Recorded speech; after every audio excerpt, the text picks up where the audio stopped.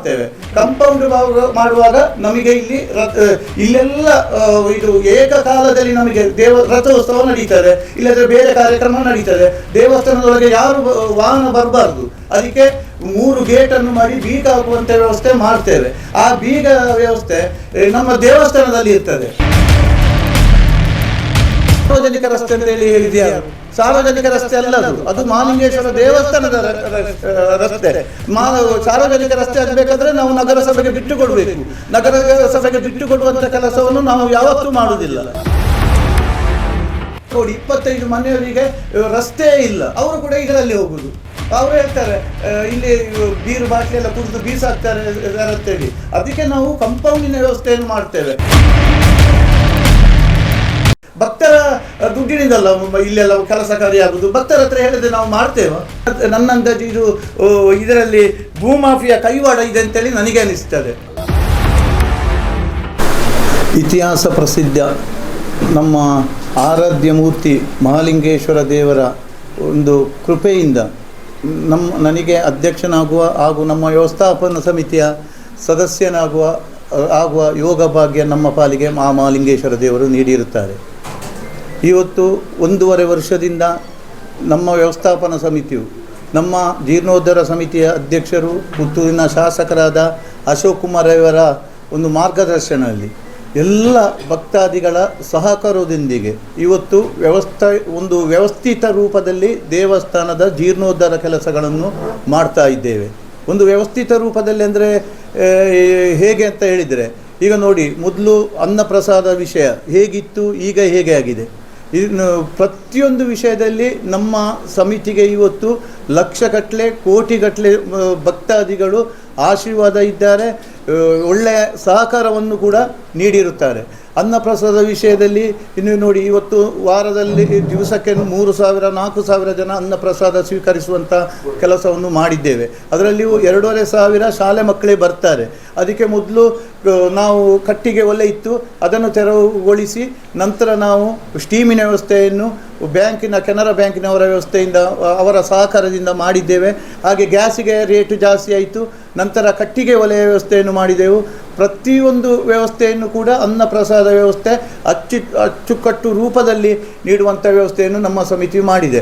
ಅದಲ್ಲದೆ ದೇವಸ್ಥಾನದ ಎಲ್ಲ ಜೀರ್ಣೋದ್ಧಾರ ಕೆಲಸಗಳು ನಾವು ಕೇಳಿದ್ದನ್ನು ಭಕ್ತರು ಇಲ್ಲ ಅಂತ ಹೇಳುವುದಿಲ್ಲ. ಎಷ್ಟು ಲಕ್ಷಗಟ್ಟಲೆ ಕೋಟಿಗಟ್ಟಲೆ ಭಕ್ತರು ಸಹಕರಿಸಿದ ಅಂತ ಹೇಳಿದರೆ, ಮಹಾಲಿಂಗೇಶ್ವರ ದೇವಸ್ಥಾನ ಇತಿಹಾಸದಲ್ಲಿ 40 ಲಕ್ಷಕ್ಕಿಂತ ಹೆಚ್ಚು ರೂಪಾಯಿಯ ಅಕ್ಕಿಯನ್ನು ಭಕ್ತರು ನೀಡಿರುವುದು ಇದು ನಮ್ಮ ಸಮಿತಿ ಬಂದ ನಂತರ. ಅದಲ್ಲದೆ ಎಷ್ಟೋ ಜನ ತುಪ್ಪ ಸೇವೆಯಾಗಿರ್ಬೋದು, ಎಳ್ಳೆಣ್ಣೆ ಅಭಿಷೇಕ ಇರಬಹುದು, ಇದನ್ನೆಲ್ಲ ಕಾರ್ಯಗತಗೊಳಿಸಿದ್ದು ನಮ್ಮ ವ್ಯವಸ್ಥಾಪನಾ ಸಮಿತಿ ಬಂದ ನಂತರ.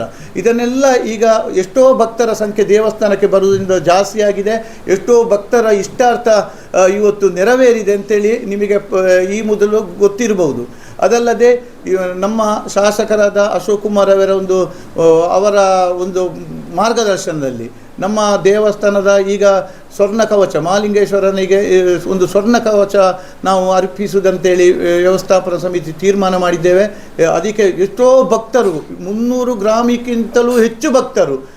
ಈಗ ಕೆಲವು ಜನ ನನಗೆ 1 ಪವನ್ನು ಕೊಡಲಿಕ್ಕೆ ಕೂಡುವುದಿಲ್ಲ, 1 ಗ್ರಾಮ ಕೊಡಲಿಕ್ಕೆ ಕೂಡುವುದಿಲ್ಲ, 5,000 2,000 ರೂಪಾಯಿಯನ್ನು ಕೊಟ್ಟು ಇವತ್ತು 300 ಗ್ರಾಮಿಗಿಂತಲೂ ಗ್ರಾಮ ಚಿನ್ನ ಇವತ್ತು ದೇವಸ್ಥಾನಕ್ಕೆ ಭಕ್ತರಿಂದ ಬಂದಿದೆ.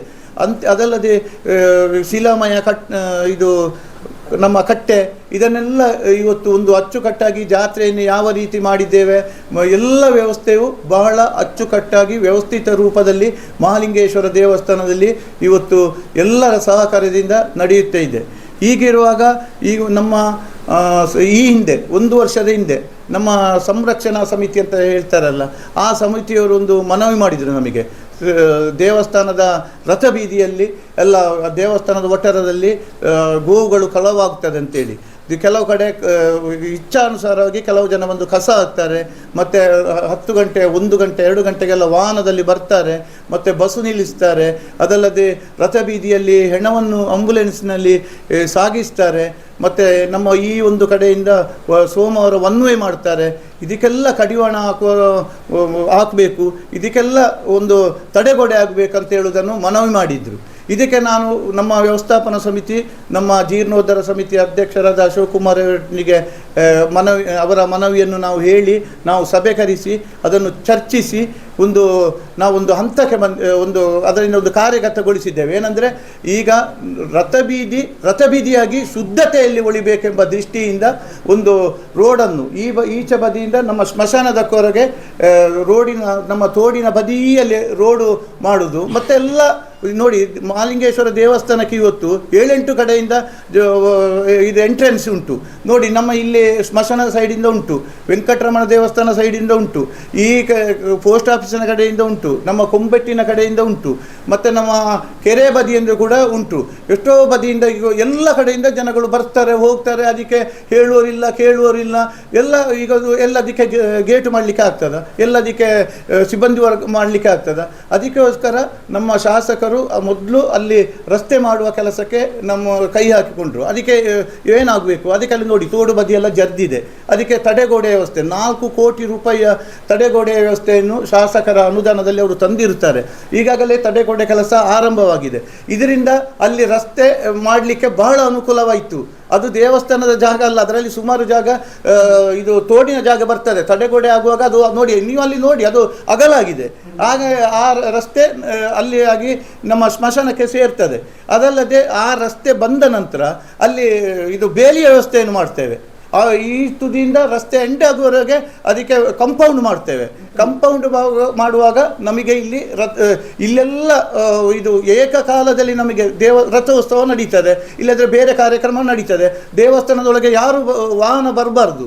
ಅದಕ್ಕೆ 3 ಗೇಟನ್ನು ಮಾಡಿ ಬೀಗ ಹಾಕುವಂಥ ವ್ಯವಸ್ಥೆ ಮಾಡ್ತೇವೆ. ಆ ಬೀಗ ವ್ಯವಸ್ಥೆ ನಮ್ಮ ದೇವಸ್ಥಾನದಲ್ಲಿ ಇರ್ತದೆ. ಅದು ಸಾರ್ವಜನಿಕ ರಸ್ತೆ ಅಂತೇಳಿ ಹೇಳಿದ್ದು ಯಾರು? ಸಾರ್ವಜನಿಕ ರಸ್ತೆ ಅಲ್ಲ, ಅದು ಮಹಾಲಿಂಗೇಶ್ವರ ದೇವಸ್ಥಾನದ ರಸ್ತೆ. ಸಾರ್ವಜನಿಕ ರಸ್ತೆ ಆಗಬೇಕಾದ್ರೆ ನಾವು ನಗರಸಭೆಗೆ ಬಿಟ್ಟು ಕೊಡಬೇಕು. ನಗರಸಭೆಗೆ ಬಿಟ್ಟು ಕೊಡುವಂಥ ಕೆಲಸವನ್ನು ನಾವು ಯಾವತ್ತೂ ಮಾಡುವುದಿಲ್ಲ. ಅದು ದೇವಸ್ಥಾನದ ರಸ್ತೆ ದೇವಸ್ಥಾನದಾಗಿಯೇ ಇರ್ತದೆ. ಅದಲ್ಲದೆ ಇದಕ್ಕೆ ಈಗ ಬೇರೆಯವರು ಹೇಳ್ತಾರೆ ಅದು ದೇವಸ್ಥಾನದ ಇದು ಯಾರು ಅದನ್ನು ನಮಗೆ ಇಲ್ಲಿ ಇದು ಕದೀತಾರೆ, ದನ ಕದೀತಾರೆ, ಮತ್ತು ಇದು ಕಸ ಹಾಕ್ತಾರೆ ಎಲ್ಲ ಹೇಳಿದ್ದು ಅವರೇ ಇವತ್ತು ರಸ್ತೆಗೆ ವಿರೋಧ ವ್ಯಕ್ತಪಡಿಸಿದ್ರು. ನಮಗೆ ಬಹಳ ಬೇಸರ ಆಗಿದೆ. ಯಾಕಂತ ಹೇಳಿದರೆ ನಮಗೆ ರಸ್ತೆ ಬೇಡುವ, ದೇವಸ್ಥಾನಕ್ಕೊಂದು ಭದ್ರತೆ ಬೇಡುವ? ನಮ್ಮ ದೇವಸ್ಥಾನಕ್ಕೆ ಭದ್ರತೆ ಎಲ್ಲಿಂಟು? ರಥಬೀದಿ ನಮಗೆ ಶುದ್ಧವಾಗಬೇಕು, ರಥಬೀದಿ ಒಳಿಬೇಕು. ನೋಡಿ, ದೇವಸ್ಥಾನದ ಎದುರಲ್ಲಿ ರಸ್ತೆ ಬರ್ತದೆ, ಎಷ್ಟು ವಾಹನ ಪೂಜೆಗೆ ತೊಂದರೆ ಆಗ್ತದೆ. ಇದಕ್ಕೆಲ್ಲ ಕಡಿವಾಣ ಹಾಕಲಿಕ್ಕೆ ನೋಡಿ, ಅಲ್ಲಿ ಕಂಬಳಕೋಡಿ 25 ಮನೆಯವರಿಗೆ ರಸ್ತೆ ಇಲ್ಲ, ಅವರು ಕೂಡ ಇದರಲ್ಲಿ ಹೋಗೋದು. ಅವರು ಹೇಳ್ತಾರೆ ಇಲ್ಲಿ ಬೀರು ಬಾಟ್ಲಿ ಎಲ್ಲ ಕುಡಿದು ಬೀಸಾಕ್ತಾರೆ ಸರ್ ಅಂತೇಳಿ. ಅದಕ್ಕೆ ನಾವು ಕಂಪೌಂಡಿನ ವ್ಯವಸ್ಥೆಯನ್ನು ಮಾಡ್ತೇವೆ. ಇದನ್ನು ಅಶೋಕ್ ಕುಮಾರ್ ಅವರ ಜೀರ್ಣೋದ್ಧಾರ ಸಮಿತಿ ಅಧ್ಯಕ್ಷರಾಗಲಿ ಸಮಿತಿಯ ಆಗಲಿ ನಾವು ಏಕಪಕ್ಷೀಯವಾಗಿ ತಗೊಳ್ಳಿಲ್ಲ. ನೋಡಿ, ಇವತ್ತು ಈಗ ಇಲ್ಲಿ ಅರ್ಜಿ ಕೊಟ್ಟಿದ್ದಾರೆ, ಭಕ್ತರ ಗಮನಕ್ಕೆ ತಂದು ಮಾಡಿ ಅಂತೇಳಿ ಹೇಳಿ. ಭಕ್ತರ ಗಮನಕ್ಕೆ 2 ಸಲ ತಂದಿದ್ದೇವೆ. ಇವರು ಬಾರದ ಇದ್ದಕ್ಕೆ ಯಾರು ಹೊಣೆ? ನಾವು ನೋಡಿ, ನಮ್ಮ ಶಾಸಕರು ನಮಗೊಂದು ಹೆಜ್ಜೆಗೆ ಹೇಳುವುದಂತ ಹೇಳಿದರೆ ತಾಂಬೂಲ ಪ್ರಶ್ನೆ ಇಡಿ, ಪ್ರಶ್ನೆ ಚಿಂತನೆ ಮಾಡಿ, ಮಾಸ್ಟರ್ ಪ್ಲ್ಯಾನ್ ಮಾಡಿ, ಅದಲ್ಲದೆ ಭಕ್ತರ ಗಮನಕ್ಕೆ ತನ್ನಿ. 2 ಸಲ ನಾವು ಭಕ್ತರ ಗಮನಕ್ಕೆ ತಂದಿದ್ದೇವೆ. LED ಮಾಸ್ಟರ್ ಪ್ಲ್ಯಾನ್ನ ರಸ್ತೆ ಅದು. ಮಾಸ್ಟರ್ ಪ್ಲ್ಯಾನ್ನು ಏನು ಮಾಸ್ಟರ್ ಪ್ಲ್ಯಾನ್ನ ಬಗ್ಗೆ LED TVಯನ್ನು ಅಳವಡಿಸಿ ಇಂಜಿನಿಯರ್ಗಳನ್ನು ಕರೆಸಿ ಎಲ್ಲ ಭಕ್ತರ ಸಮ್ಮುಖದಲ್ಲಿ ಅದನ್ನು ಹೇಗೆ, ಎಲ್ಲಿ ರೋಡು ಏನು ಎಲ್ಲ ಅದನ್ನು ವಿವರಿಸಿದ್ದೇವೆ. ಅದು ಎಲ್ಲ ಪೇಪರ್ನವರಿಗೆ ಗೊತ್ತುಂಟು, ಪತ್ರಿಕೆಯಲ್ಲಿ ಬಂದಿದ್ದೇವೆ. ಭಕ್ತರ ಸಭೆ ಕರೆದಿದ್ದಾರೆ. ಭಕ್ತರ ದುಡ್ಡಿನಿಂದಲ್ಲ ಇಲ್ಲೆಲ್ಲ ಕೆಲಸ ಕಾರ್ಯಾಗುವುದು. ಭಕ್ತರ ಹತ್ರ ಹೇಳಿದರೆ ನಾವು ಮಾಡ್ತೇವೆ? ಭಕ್ತರ ಹತ್ರ ಹೇಳಿಯೇ ನಾವು ಮಾಡಿದ್ದು. ಆಗ ಬಂದ ಭಕ್ತರು ಯಾರು, ಈಗ ಇಲ್ಲಿ ಬರುವುದು ಭಕ್ತರು ಯಾರು ಅಂತ ನನಗೆ ಅನಿಸುವುದಿಲ್ಲ. ಇವರೆಲ್ಲ ಆವಾಗ ಎಲ್ಲಿದ್ದರು? ಈಗ ನೋಡಿ, ಶಾಸಕರು ತಡೆಗೋಡೆಗೆ 4 ಕೋಟಿ ತಂದಿದ್ದಾರೆ, 3 ಕೋಟಿ ರಸ್ತೆಗೆ ತಂದಿದ್ದಾರೆ. ಆ ರಸ್ತೆ ರೆಡಿ ಉಂಟು, ರಸ್ತೆಯ ಇದು ಸರ್ವೆ ಕೆಲಸ ಪೂರ್ಣಗೊಂಡಿದೆ. ಇದೆಲ್ಲ ಆದ ನಂತರ ಈಗ ರಸ್ತೆ ಮಾಡುವುದಕ್ಕೆ ವಿರೋಧ ಇದೆ ಅಂತ ಹೇಳಿದರೆ ಯಾರು ಅಲ್ಲಿ ದನ ಕದೀತಾರೆ, ರಸ್ತೆ ಇದು ನಮ್ಮ ಹೆಣ ತಗೊಂಡು ಹೋಗ್ಲಿಕ್ಕೆಲ್ಲ ಆಂಬುಲೆನ್ಸ್ ಎಲ್ಲ ಹೋಗಿ ಬಿಡಬಾರ್ದಂತ ಹೇಳ್ತಾರೆ. ಅವರೇ ಇವತ್ತು ಇದಕ್ಕೆ ವಿರೋಧ ವ್ಯಕ್ತಪಡಿಸ್ತಾರೆ. 4:15 ಗಂಟೆಗೆ ಸಭೆಯನ್ನು ಕೂಡ ಕರೆದಿದ್ದಾರೆ. ಇದು ನಮಗೆ ಬಹಳ ಬೇಸರ ಆಗಿದೆ. ಇದು ನನ್ನ ಅಂದಾಜು ಇದರಲ್ಲಿ ಭೂಮಾಫಿಯಾ ಕೈವಾಡ ಇದೆ ಅಂತೇಳಿ ನನಗೆ ಅನಿಸ್ತದೆ. ಯಾಕಂತ ಹೇಳಿದರೆ ಭಕ್ತರಾದರೆ ಅವರು ಮೊನ್ನೆ ಬರಬೇಡುವ, ಇದಕ್ಕೆ ಅಬ್ಜೆಕ್ಷನ್ ಹಾಕಬೇಡುವ? ಯಾರಾದರೂ ಒಂದು ಲೆಟರ್ ಕೊಟ್ಟಿದ್ದಾರೆ ನಮ್ಮದು ರಸ್ತೆದು ಅಬ್ಜೆಕ್ಷನ್ ಯಾಕೆ ಅಲ್ಲಿ ಇಂಜಿನಿಯರ್ ಬರುವಾಗ LED ತೋರಿಸಿ ಶಾಸಕರ ಮಧ್ಯಸ್ಥಿಕೆಯಲ್ಲಿ ಎಲ್ಲರೂ ಜೀರ್ಣೋದ್ಧಾರ ಸಮಿತಿ ವ್ಯವಸ್ಥಾಪನಾ ಸಮಿತಿ ಸದಸ್ಯರಿದ್ದು ಮಾಡುವಾಗ ಇವರು ಯಾಕೆ ಬರಲಿಲ್ಲ? ಹೇಳಬೇಕಿತ್ತಲ್ಲ. ನಾವೆಂತ ಮನೆಯಲ್ಲಿ ಕೂದು ಮಾಡಿದ್ದ? ಬಹಿರಂಗವಾಗಿ ಸಾರ್ವಜನಿಕವಾಗಿ ಮೀಟಿಂಗ್ ಕರೆದು ಮಾಡಿದ್ದಲ್ವ? ಯಾಕೆ ಇಷ್ಟು ಅಭಿವೃದ್ಧಿ ಮಾಡುವಾಗ ಇವರಿಗೆ ಹೊಟ್ಟೆ ಕಿಚ್ಚು? ಇಷ್ಟು ವ್ಯವಸ್ಥಿತ ರೂಪದಲ್ಲಿ ಇವತ್ತು ಜನಸಂಖ್ಯೆ ಜಾಸ್ತಿ ಆಗಿದೆ ದೇವಸ್ಥಾನಕ್ಕೆ ಬರುವುದು. ಎಲ್ಲ ವ್ಯವಸ್ಥಿತ ರೂಪದಲ್ಲಿ ಇವತ್ತು ಮಹಾಲಿಂಗೇಶ್ವರ ದೇವಸ್ಥಾನ ಇಡೀ ರಾಜ್ಯವೇ ತಿರುಗಿ ನೋಡುವಂಥ ಕೆಲಸ ಕಾರ್ಯ ಆಗಿದೆ. ಇದನ್ನೆಲ್ಲ ಇವರು ಅರ್ಥ ಮಾಡಿಕೊಳ್ಬೇಕು. ಇವತ್ತು ದೇವಸ್ಥಾನ ನೋಡಿ 2028ಕ್ಕೆ ನಾವು ಬ್ರಹ್ಮ ಕಲಶೋತ್ಸವವನ್ನು ರೆಡಿ ಮಾಡುವುದಂತೇಳಿ ನಮ್ಮ ಸಮಿತಿ ನಿಶ್ಚಯ ಮಾಡಿದೆ. ಅದನ್ನು ಘೋಷಣೆ ಕೂಡ ಮಾಡಿದ್ದೇವೆ. ತಂತ್ರಿಗಳ, ಅರ್ಚಕರ ಎಲ್ಲರ ಸಹಕಾರ ಮತ್ತು ದೈವಜ್ಞರ ಸಹಕಾರ ಎಲ್ಲವನ್ನು ಕೇಳಿ ನಾವು ವ್ಯವಸ್ಥೆ ಮಾಡಿದ್ದೇವೆ.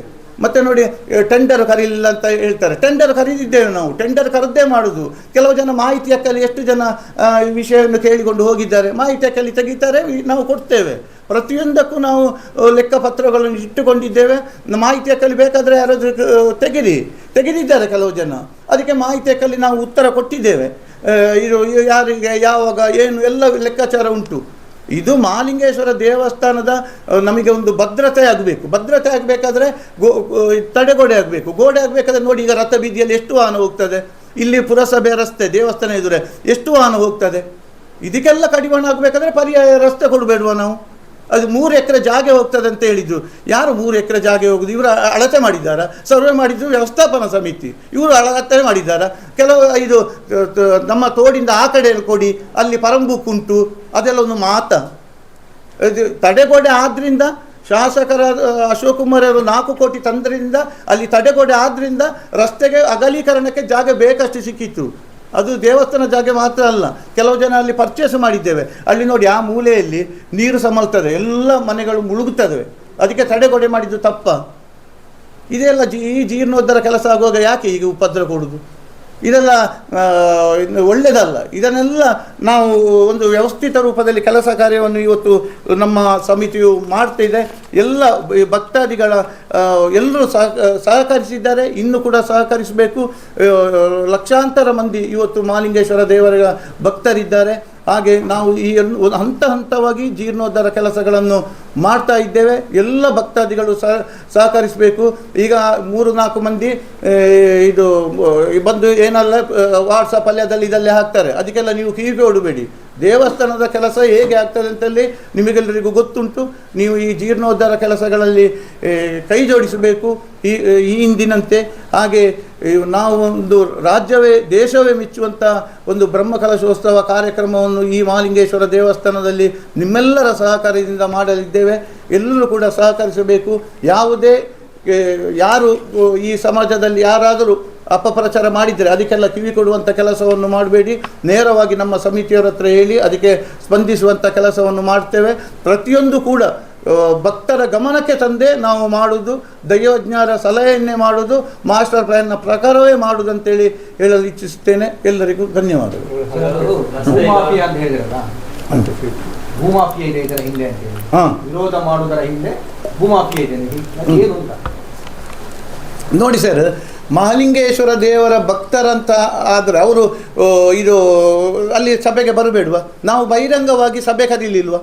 ಆ ಸಭೆ ಕರೆಯುವಾಗ ಬಂದು ಸರ್ ಅದು ಅಲ್ಲಿ ರೋಡ್ ಬೇಡ, ನಾವು ಮಾಸ್ಟರ್ ಪ್ಲ್ಯಾನ್ ಮಾಡಿ ಅಲ್ಲಿ ಅಷ್ಟು ದೊಡ್ಡ ಖರ್ಚು ಮಾಡಿ LED ಹಾಕಿ ಇದು ಬೆಂಗಳೂರಿಂದ ಇಂಜಿನಿಯರನ್ನೆಲ್ಲ ಕರೆಸಿ ಅವರಿಗೆ ಮಾಹಿತಿ ಕೊಡಲಿಲ್ವ? ಮಾಹಿತಿ ಕೊಡುವಾಗ ಅವರು ಕೇಳಬೇಡುವ? ಇದರ ಬಗ್ಗೆ ಈಗ ರಥ ಬೀದಿ ಬಂದಾಗೋದು ಬೇಡುವ?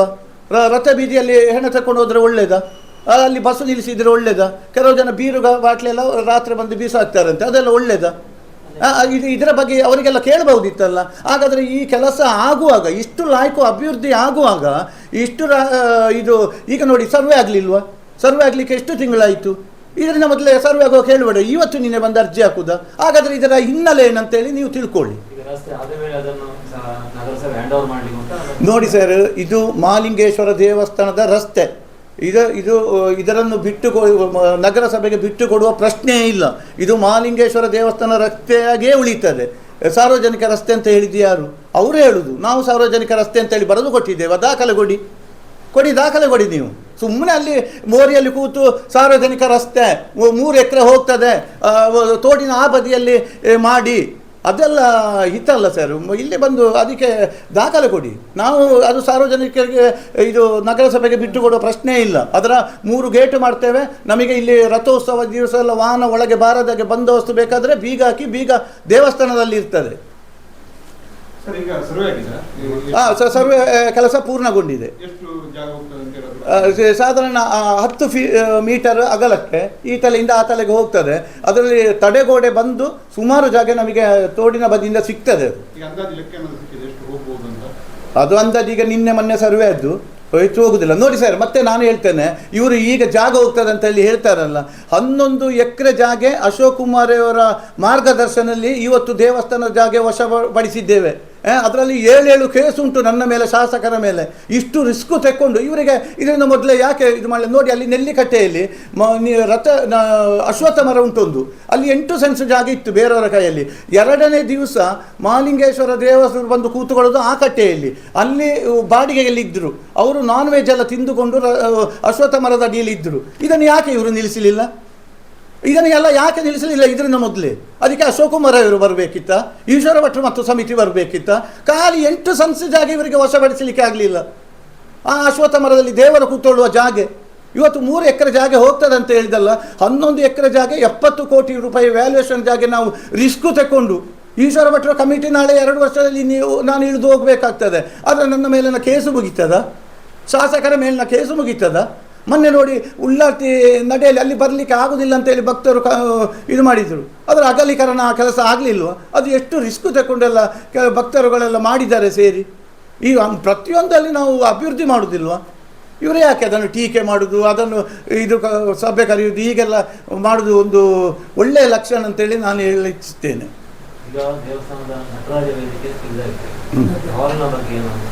ನೋಡಿ ಸರ್, ಈಗ ನಟರಾಜ ವೇದಿಕೆಯನ್ನು ಅಲ್ಲಿ ಬದಿಯಲ್ಲಿ ರೋಡ್ ಬರುವಂಥ ಕೆಲಸ ಆಗಿದೆ. ನಂತರ ಈ ಸಭಾಭವನವನ್ನು ಇವತ್ತು ನಾಳೆ ತೆಗೆಯುವುದಿಲ್ಲ. ಸಭಾಭವನ ಆಗಬೇಕಾದ್ರೆ ಸಭಾಭವನಲ್ಲಿ ಈಗ ಆಟಿ ಕಳೆದಾಗೆ 15 ತಾರೀಕಿನ ನಂತರ ಶಿಲಾನ್ಯಾಸ ಆ ಕಾರ್ಯಕ್ರಮ ಆಗ್ತದೆ. ಅದರಲ್ಲಿ ಈಗ ಟೆಂಡರ್ ಕರೆಯುವಂಥ ಕೆಲಸ ಶೀಘ್ರದಲ್ಲೇ ಆಗ್ತದೆ. ನಂತರ ನಾವು 15 ಕೋಟಿ ರೂಪಾಯಿ ವೆಚ್ಚದಲ್ಲಿ ಸಭಾಭವನವನ್ನು ಮಾಡ್ತೇವೆ. ನಂತರ ಅದನ್ನು ತೆಗೆಸುವಂಥ ಕೆಲಸವನ್ನು ಮಾಡ್ತೇವೆ. ಅಲ್ಲಿ ಮೊನ್ನೆ ದೈವಜ್ಞರು ಇದು ಅಲ್ಲಿ ಭತ್ತ ಬೆಳೆಸಬೇಕಂತ ಹೇಳಿದರು. ಅಲ್ಲಿ ಅದು ತೋಡಿನ ಬದಿಯಲ್ಲಿ ಅಲ್ಲಿ ರೋಡ್ ಬರುವುದು, ಆ ಜಾಗೆಯಲ್ಲಿ ಭತ್ತ ಮಾಡಿಯೇ ಮಾಡ್ತೇವೆ. ಮಹಾಲಿಂಗೇಶ್ವರ ದೇವಸ್ಥಾನದ ಆ ಬಿಲ್ಡಿಂಗನ್ನು ತೆರವುಗೊಳಿಸಿ ಅಲ್ಲಿ ಭತ್ತ ದೈವಜ್ಞರು ತಿಳಿಸಿಯಂತೆ ಭತ್ತವನ್ನು ಮಾಡುವ ಕೆಲಸ ಮಾಡ್ತೇವೆ. ಅದನ್ನೇ ದೇವರಿಗೆ ಸಮರ್ಪಿಸುವಂಥ ಕೆಲಸ ಮುಂದಿನ ದಿವಸಗಳಲ್ಲಿ ಮಾಡಿಯೇ ಮಾಡ್ತೇವೆ. ಅದಕ್ಕೆಲ್ಲ ಟೀಕೆ ಮಾಡಬಾರ್ದು. ಭತ್ತ ಮಾಡಲಿಕ್ಕೆ ಜಾಗ ಎಲ್ಲುಂಟು ಅದು ಉಂಟಲ್ಲ, ಮತ್ತೆ ನೋಡಿ ಮಾಡ್ತೇವೆ, ನಾವು ಮಾಡಿ ತೋರಿಸ್ತೇವೆ. ನಮಗೊಂದು ಅವಕಾಶ ಕೊಡಿ, ಸ್ವಲ್ಪ ತಾಳ್ಮೆ ತಗೊಳ್ಳಿ, ಟೀಕೆ ಮಾಡೋದೆಲ್ಲ ನಿಲ್ಲಿಸಿ. ನಟರಾಜ ವೇದಿಕೆ ನೀವು ಪ್ರೊಸೀಜರ್ ಫಾಲೋ ಮಾಡಲಿಲ್ಲ ಅಂತ ಹೇಳಿ ಒಂದು ಆರೋಪ.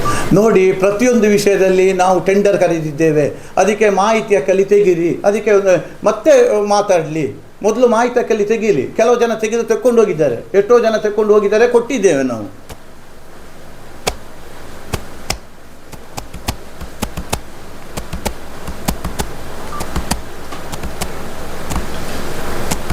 Yes. Thank you.